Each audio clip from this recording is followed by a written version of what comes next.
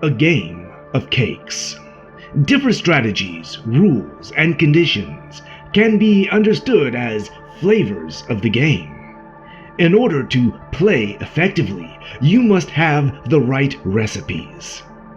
To know the right recipes, you must start from the beginning, build a right foundation, and have an empty measuring cup. Understanding life, the universe, and everything, including game theory, economics, and history, is essential for the greatest of leaders to lead in a way they build trust amongst those they lead. These fields only provide tools to build trust and navigate complex decisions, but they must be applied with great insight, with great power, great responsibility, and all that. Game theory, often used as a meta framework to understand interactions after the fact, helps by simplifying life into a series of binary choices, seeking Nash equilibrium for isolated problems. Game theory itself only considers the current game in progress, not life as a game, as many seem to believe. Yes, despite proponents' claims, it only focuses on the current game. Read binary choice in progress, not life as a game, similar to those that choose to model their lives after chess, Go, poker, or the like. Life is rarely about being black and white or simple and clean.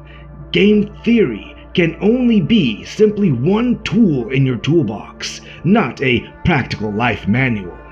We know this right from the start, as life is never black and white, and the rules seem to be constantly shifting.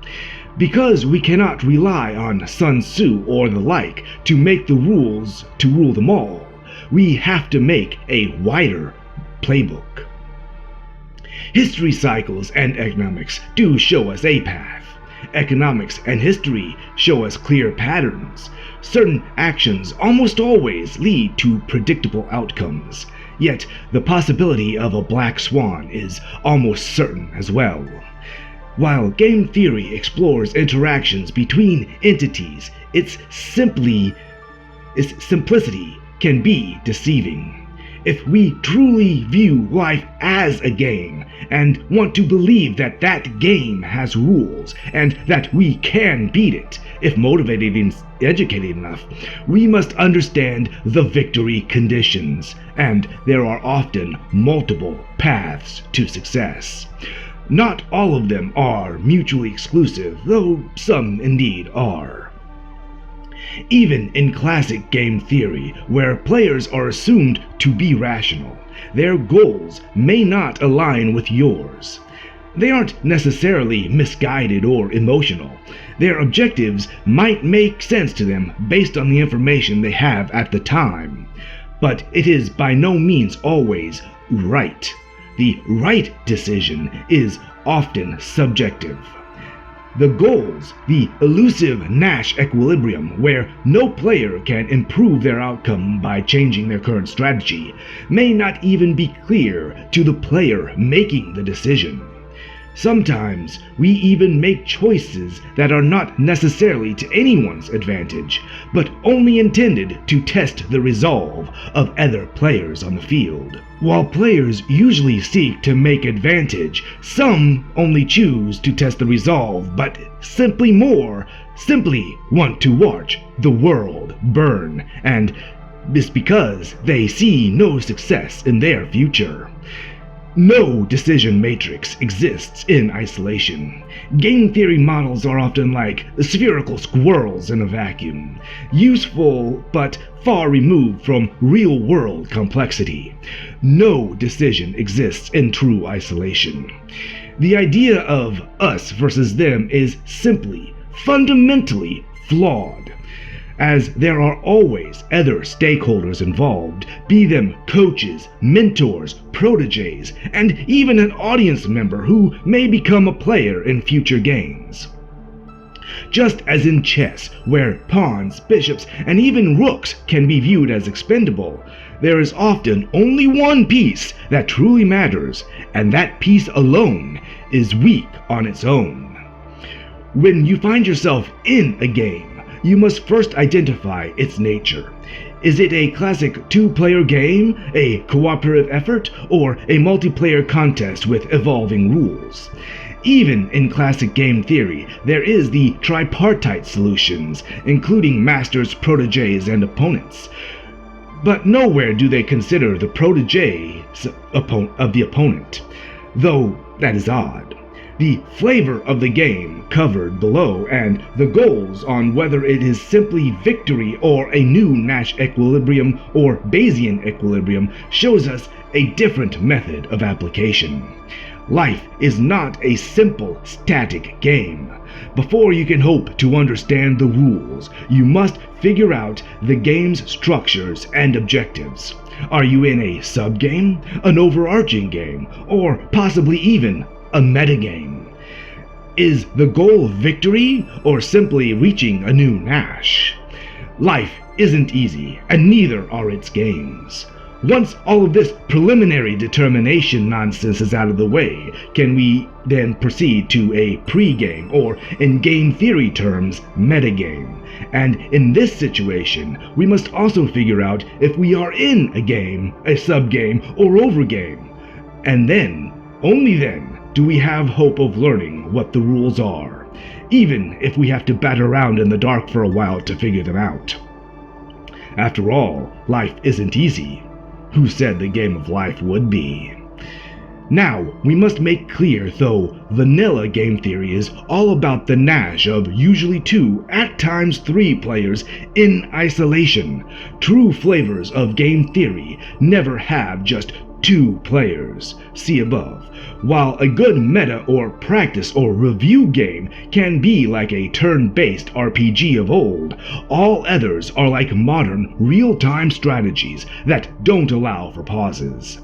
We must also accept that each sub-game and overgame will inevitably lead to new games, and the watchers may then get involved, so your moves have to be above board, or at the very least have a plausibility of not being selfish. Only once you've analyzed the game and its variables can you hope to uncover its secret rules, even if you're still initially fumbling in the dark. The key is recognizing that the vanilla game theory, focused on 2 players in a Nash equilibrium, is always a gross oversimplification. Real life is more like a combination of flavors, where multiple players, changing conditions, and external factors compete to complicate the equation, making it far more fun. The standard form of OG game theory here, and often known as vanilla, is a gross oversimplification. Other flavors have been identified as follows. Vanilla, again, the classic 2 or 3 player, aka tripartite competitive game, where each player seeks their own advantage or the Nash or Bayesian equilibrium. Chocolate, a slightly more palatable 2 or more player game where multiple players can work towards a shared goal, ensuring victory for all. Strawberry. Strawberry is a differential game where each player has different goals, end states, or victory conditions that, when achieved, make the goals of the others not achievable or simply irrelevant. Peanut butter.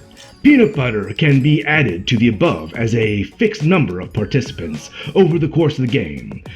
Overgame, meta, or simply a fixed number of participants over the course of the game in progress, with no new players entering the chat. Peanut butter and jelly is described as a dynamic participation where new players or reinforcements can join the game. Simply, the jelly is the dynamic numbers, i.e. the reinforcements and new players entering the chat. Mint, all conditions are subject to change, adding a spice of unpredictability. Yummy. Cumin, a player versus environment scenario. Cinnamon, a classic player versus player scenario. Nutmeg, a combination of player versus environment versus player and other elements.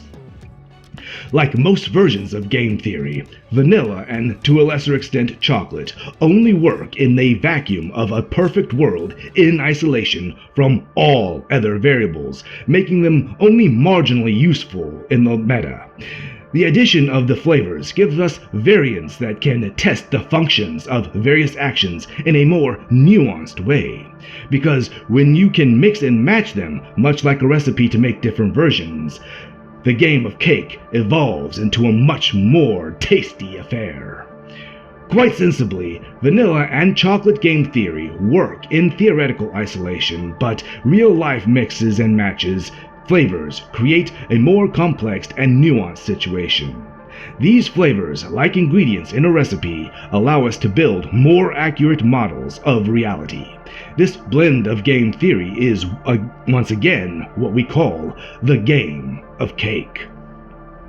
The classic vanilla form, simply competition between 2 or 3 players, has been explored extensively in other works. So we'll keep the discussion here brief. Each player is given a choice to, in most cases, wait or advance. Then the next player has a similar choice. The classic prisoner's dilemma, where one can flip on the other for a reduced sentence, but if they both flip, they both have the longest sentence. Though that is not necessarily how the justice system works in general. One of these prisoners will usually get a better deal based on initial cooperation or other dynamics, but that is tangential. If both nuanced flavors to understand how different variables and player dynamics affect the outcome. When most people think of game theory, they often envision its vanilla form, a competitive model where individual players aim to outsmart or overpower each other for limited rewards. In this model, players seek to maximize their own benefit, often at the expense of others. However, there's another flavor of the game theory that receives less attention, but can be equally, if not more, impactful: the chocolate game, which focuses on cooperation. In the chocolate version of the game theory, the game is not to divide a finite pie, where more winners means smaller shares for everyone involved. Instead, the more players that collaborate, the bigger the pie can become, allowing for far greater collective rewards. This cooperative model shifts the focus from competition to collaboration, where shared goals lead to shared success. The idea is that by working together, players can achieve more than they ever could alone. Cooperative games may feel unfamiliar to many because our societies often emphasize competition. From school sports to workplace achievements, we've been conditioned to think in terms of winners and losers, where success for one usually means failure of another. Yet cooperation often yields far better rewards in many contexts, which is why community and civilization have thrived throughout history. The very foundations of our societies, whether it's the development of agriculture, the rise of cities, or the creation of modern nations, are all built on cooperation. One historical example illustrates the power of cooperation is King Alfred the Great's fight against the Viking invaders during the 9th century. At the time, the Viking raids were devastating, and the tribes of North Britain were fragmented and struggling to defend their territory. However, Alfred managed to unite these scattered tribes and foster a spirit of collaboration, forming a stronger, more resilient force.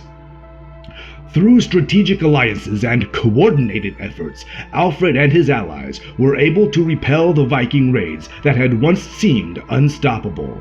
Although the broader conflict was multifaceted, as things in the real world usually are, Alfred's success highlights how cooperation can lead to more significant victories than individual efforts alone. When people work together towards a common goal, their combined strengths create a force greater than the sum of its parts. This principle is at the heart of chocolate game theory. By collaborating and pooling resources, players can create more opportunities and achieve outcomes that would simply be impossible through competition alone. In this cooperative model, success isn't about outmaneuvering opponents, it's about fostering trust, building communication, and aligning goals. Cooperation become the foundation for long-term sustainable progress. This shift in mindset can be transformative, both in individual lives and across entire societies. It's what allows communities to rebuild after disasters, scientific teams to make groundbreaking discoveries, and nations to form lasting alliances. A modern example of cooperative game theory can be seen in the board game Plague Inc. While the game may initially seem competitive, players controlling different pathogens to try to infect and wipe out humanity, the cooperative element becomes clear in multiplayer modes. In these modes, players must work together to strategically spread their diseases without overwhelming the global health infrastructure too early. The game subtly teaches that when individuals or entities work together in harmony, they are more likely to achieve their ultimate goal, even if that goal is inherently destructive in the game's fictional world. The cooperative mindset that Plague Inc. introduces can be applied to real-world scenarios. For example, addressing global challenges like climate change or pandemics that require nations and organizations to cooperate rather than compete, and thus complicate matters. Solutions to these large-scale problems aren't zero-sum. They require collective effort, shared resources, and a united approach to create lasting impact. In practical terms, adopting a chocolate game theory approach means looking for win-win scenarios whenever and wherever possible. It means recognizing that success doesn't always come at the expense of others. In fact, collaboration can create a feedback loop that grows and develops, where success of one player enhances the success of others. This is seen in business partnerships, scientific collaborations, and even social movements. The more people work together with aligned goals, the more they can achieve, and as a collective. However, it's important to note that cooperation isn't always easy. It requires trust, communication, and sometimes compromise. In any cooperative game or scenario, players must be willing to sacrifice short-term personal gains for long-term group benefits. They must be willing to invest in relationships and networks, knowing that the rewards will not come immediately, but over time. The success of any cooperative effort relies on the participants' ability to see beyond their individual interests and work together for the greater good. Do you have any examples of great games that encourage cooperation?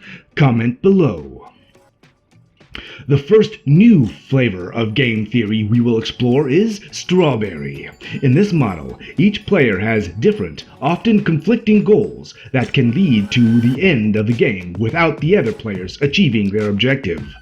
One player's success may render the efforts of others irrelevant, and the key dynamic here is that victory is not always shared.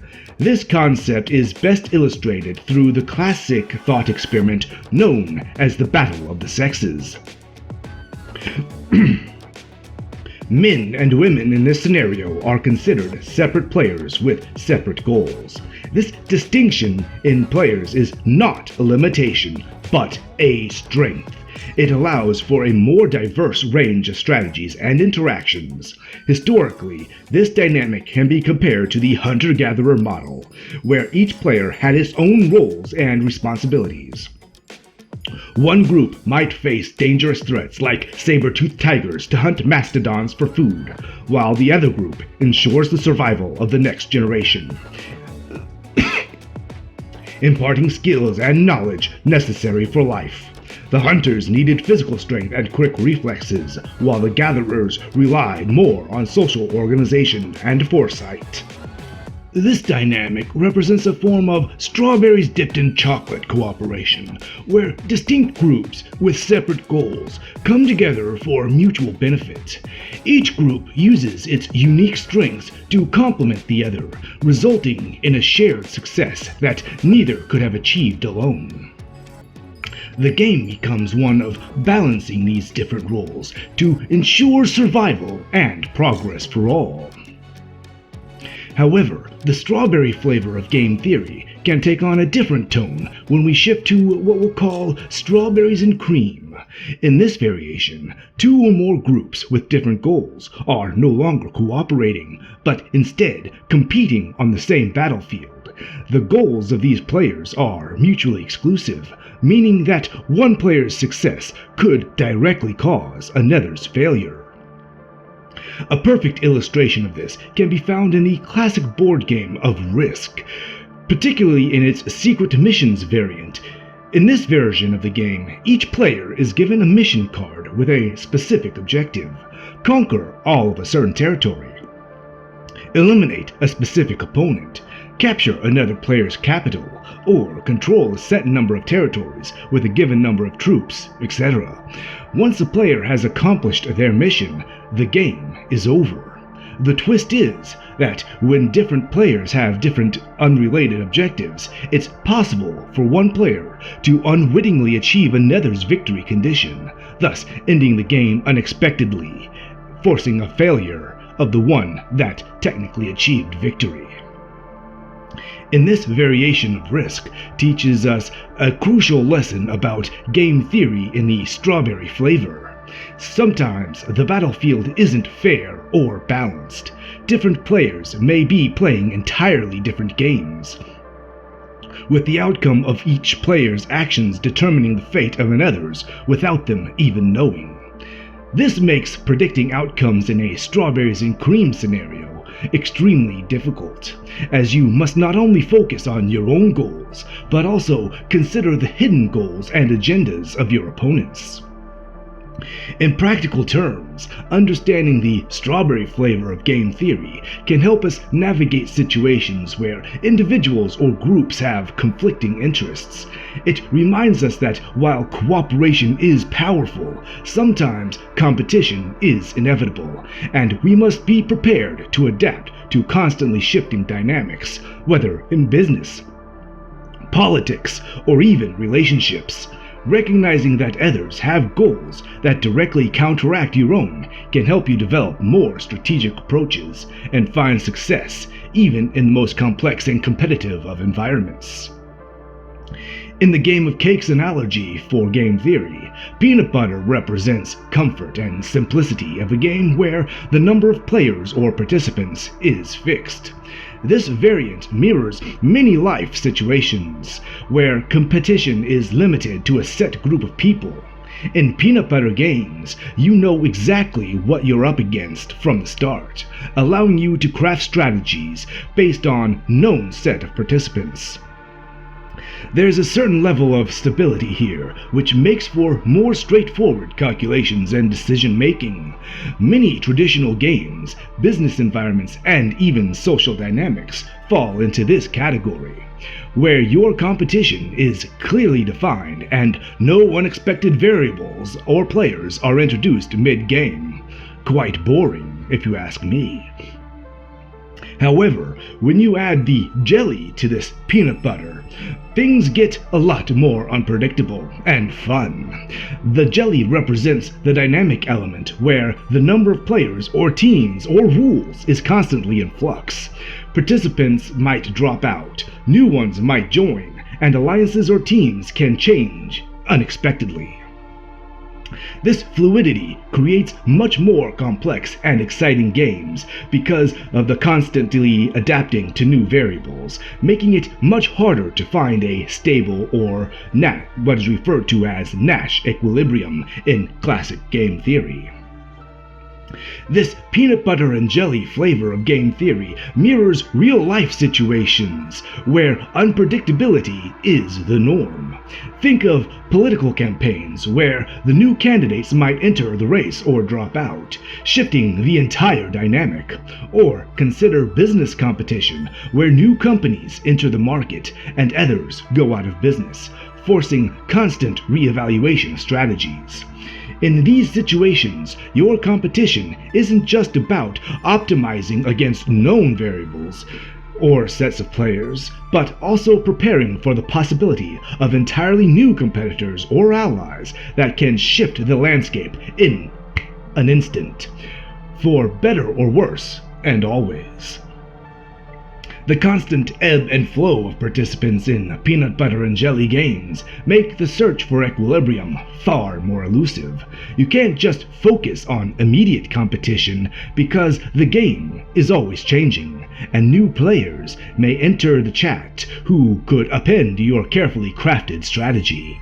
This calls for adaptability and foresight, as well as a deep understanding that even if you dominate the current field, a new contender could show up and change everything.